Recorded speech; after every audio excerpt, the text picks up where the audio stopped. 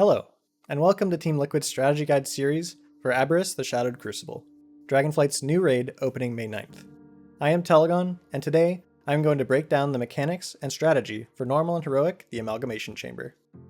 Now, let's hop into how to defeat the Shadow Flame Amalgamation. This fight has two phases. In the first, you will fight two bosses that must, on heroic and above, be separated by at least 25 yards. When one of these bosses reaches 50% HP remaining, the phase ends as the two bosses combine into one that you will fight for the remainder of the encounter. The phase-defining mechanics for P1 are two unique debuffs that the Essence of Shadow and Eternal Blaze apply to players within 50 yards every 5 seconds. The fire debuff is called Blazing Heat and applies a small stacking dot. The shadow debuff is called Corrupting Shadow and also applies a small dot as well as reducing maximum HP by 1% per stack. These debuffs are fairly weak. However, you may want to look to swap which debuff you are stacking at some point during phase 1.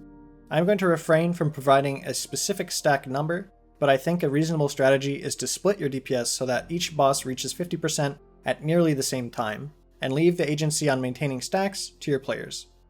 With that out of the way, let's break down the other mechanics for each boss. The Essence of Shadow casts Coalescing Void, which creates a bomb that deals fall-off damage within 50 yards.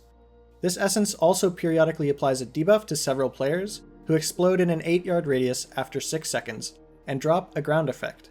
You'll want to minimize the impact this effect has on the play space by taking it to a wall.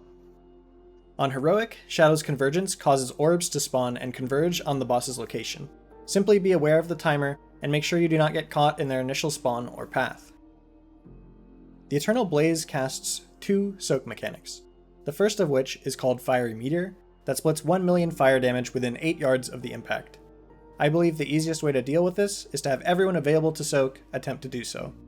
The second soak mechanic that is only present on Heroic is called Molten Eruption. These are just smaller ground effects that need to have a player inside of them when they resolve, otherwise your entire raid takes damage. Be proactive and take the initiative to soak these. The Eternal Blaze periodically expels Swirling Flames in the direction of a nearby player. Do your best to avoid being hit. After reducing the HP of one of the adds to 50%, a short intermission will occur as the bosses combine into a Shadow Flame Amalgamation to begin phase 2. You will have to dodge small ground effects while they merge. In the second phase, we fight only one boss, the Shadow Flame Amalgamation. This boss also pulses a stacking debuff on a 10-second interval. This is called Shadow Flame Contamination and deals ticking damage every 2 seconds, as well as reducing maximum health by 1% per stack. This phase has a soak called Gloom Conflagration, which splits damage within the impact radius and must hit at least 5 players. A short duration after the impact, the orb will detonate for fall-off damage. The boss will periodically apply a debuff called Blistering Twilight. Similar to the Shadow debuff in phase 1, upon expiration it will drop a ground effect, cause an explosion in an 8-yard radius of the player, as well as causing Swirling Flames to erupt from their character model that other players have to dodge. Keeping these debuffs spread will make it easier to dodge the projectiles. However, you should be also aware of where you are dropping the ground effects and attempt to minimize their impact on the play space. On Heroic, the boss will cast Convergent Eruption, which creates ground effects that must be soaked. This will spawn orbs that will converge on each impact location and must be dodged. Finally, the tanks get some interactivity in this phase, as they have no swap in phase 1. The boss in this phase has two tank abilities, Withering Vulnerability and Shadow Flame Burst.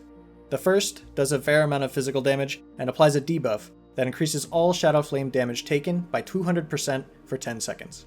This is important because the second mechanic does a large amount of Shadow Flame damage in the form of a frontal cone directed at the current aggro target. The boss will always cast Withering Vulnerability, followed by Shadow Flame Burst, so simply have one tank take the vulnerability, and the second tank then taunts and takes Shadow Flame Burst. So to wrap up, manage your stacks in phase 1, successfully resolve all soak mechanics, take debuffs away from the raid, dodge projectiles, and you should have absolutely no issue defeating the Amalgamation Chamber on normal and heroic. With that, we very much hope you found this guide useful. Please feel free to leave feedback or commentary below this video, and make sure to keep your eye on this channel as more guides will be coming out soon. Thank you very much for tuning in, and we will catch you in the next one.